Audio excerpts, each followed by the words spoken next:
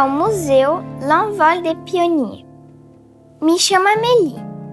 Estudo na Escola Francesa de Natal, no Brasil, e escrevo em nome de todas as crianças da escola. Nos últimos dias de aula, aprendemos um pouco sobre a história da aeropostale. Temos algumas dúvidas. Como aconteceu a primeira travessia aérea do Oceano Atlântico Sul com o correio postal? E qual foi o piloto escolhido para realizar essa aventura?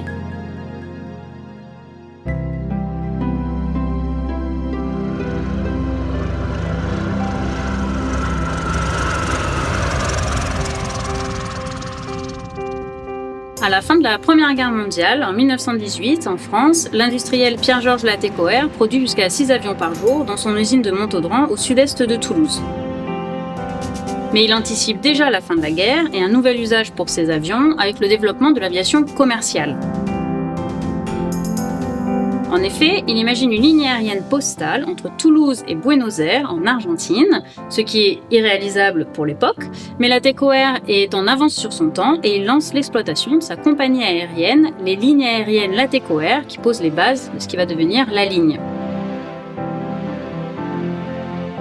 Au départ, les avions transportent le courrier jusqu'à Rabat, au Maroc, une fois par semaine, et rapidement la ligne s'étend, et en 1922, les avions distribuent le courrier jusqu'à Casablanca tous les jours. Donc le développement de la ligne se poursuit sans relâche, et Didier Dora, le directeur de l'exploitation, engage de nouveaux pilotes.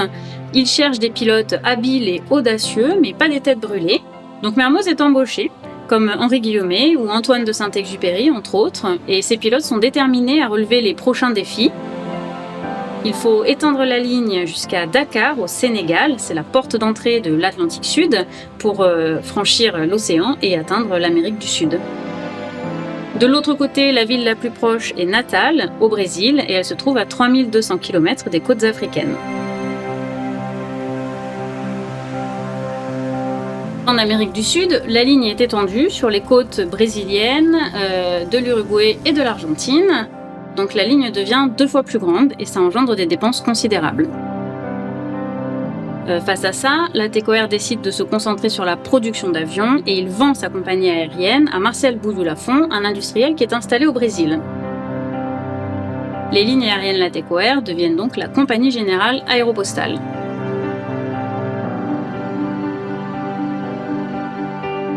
Marcel Bouilloux-Lafont investit massivement dans les infrastructures en Amérique du Sud, ce qui permet d'inaugurer la ligne Toulouse-Buenos Aires le 1er mars 1928, à peine 10 ans après la première idée de Latécoère. Faute d'avions assez performants à l'époque, ce sont des bateaux qui réalisent la traversée et ça prend plusieurs jours, donc il reste un pas de géant à franchir. Il faut traverser l'Atlantique Sud en avion pour avoir une ligne 100% aérienne et c'est un défi pour l'Archange, bien sûr, le pilote Jean Mermoz.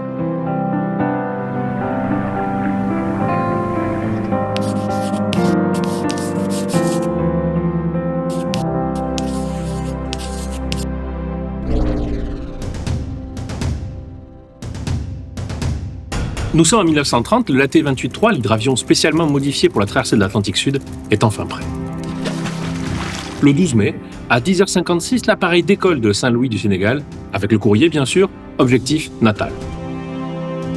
À son bord, le pilote, Jean Mermoz, le navigateur Jean Dabry et l'opérateur radio Léopold Gimier. L'équipage est prêt, et malgré son tempérament de feu, Mermoz est serein, il attend ce moment depuis longtemps.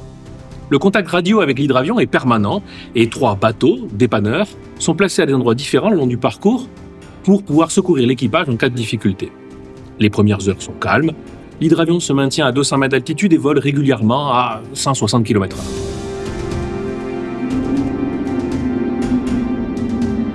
Vers 18h, l'équipage approche du poteau noir, l'orage permanent qui barre la route de Natal. Tout l'horizon est noir, bouché. Mermoz descend à 50 mètres des vagues et l'hydravion est englouti dans les nuages. Gimier est dans l'impossibilité absolue de recevoir ou d'émettre des messages et Dabry ne peut pas plus localiser l'avion. Les 3 hommes sont livrés à eux-mêmes dans une chaleur étouffante et sans visibilité. Cela fait plus de 10 heures qu'ils sont en vol, il faut maintenir le cap à tout prix pour se sortir de là. Après 3h30 de tourmente, Mermoz s'engouffre dans une brèche et sort enfin de la tempête. Tout redevient calme, c'est le clair de lune. La cabine est inondée, mais le plus dur est passé. Gimier reçoit enfin la transmission du BMTV, le second bateau de sécurité. Ils sont donc sur la bonne voie, ils approchent du Brésil, enfin, mais le répit est de courte durée. La pression d'huile du moteur oscille et diminue rapidement, c'est le signe qu'il y a une fuite importante qui pourrait avoir des conséquences désastreuses. L'équipage reste concentré pendant les dernières heures et ils espèrent que le moteur tiendra. Si tout va bien, ils arriveront bientôt. 1 heure après avoir dépassé l'île de Fernando de Noronha, Gimier arrive enfin à parler avec Natal. Tout l'équipage aperçoit la côte brésilienne, c'est Saint-Roch. C'est une minute émouvante. À 8h20, le 13 mai, l'hydravion se pose enfin sur le fleuve Potengui après avoir franchi 3173 km en 21h24 de vol. Le moteur a tenu, l'océan est franchi et l'équipage vient de battre un nouveau record. C'est ce que Mermoz appelle un vol sans histoire.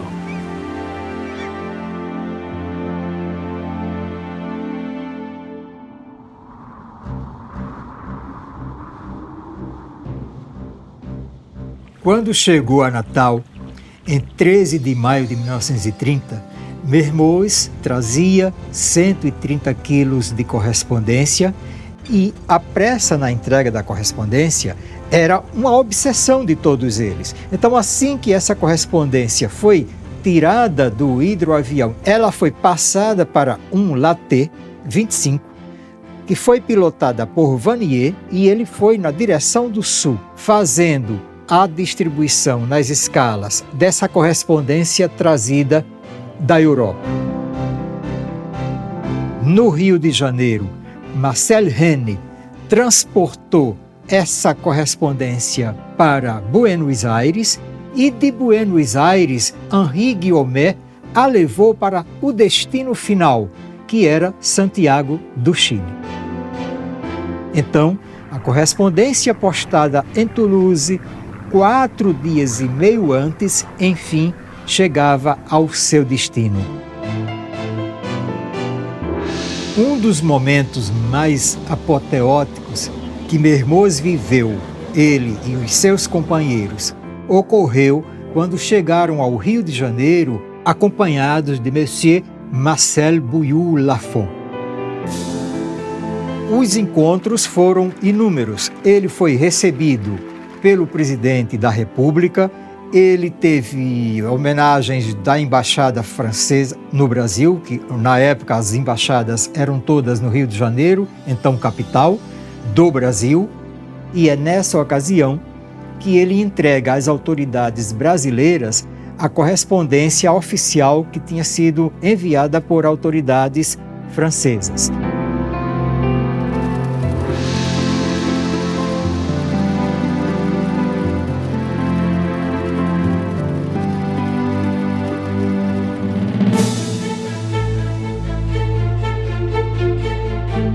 Então depois ele volta para Natal e começa a preparar o seu retorno.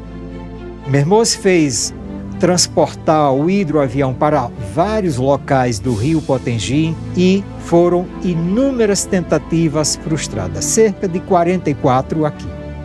Então ele decide procurar uma região favorável e encontra um espelho de água que é justamente a Lagoa de Bonfim.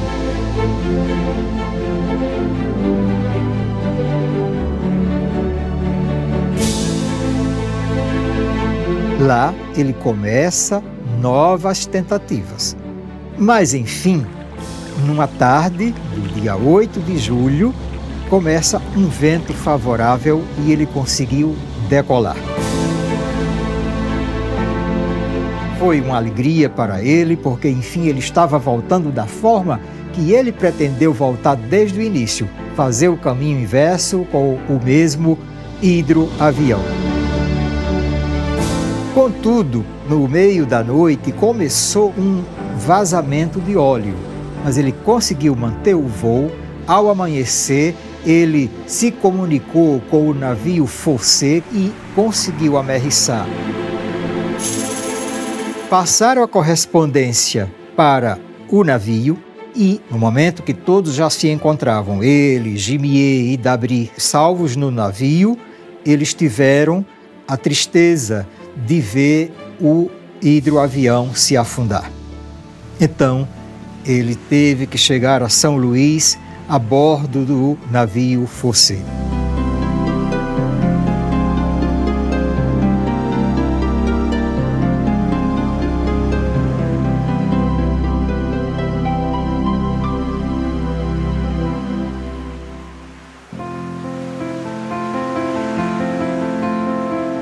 Natal passou a ser a capital do heroísmo porque muitos desses pilotos pioneiros, eu digo o pessoal todo das companhias, né? Primeiro a Latécoère, depois a Aéropostale e, enfim, a Air France, trouxeram uma grande transformação para a cidade porque era um afluxo muito grande de franceses aqui e com a instalação das hidrobases, dos campos de aviação, passaram a se constituir núcleos urbanos.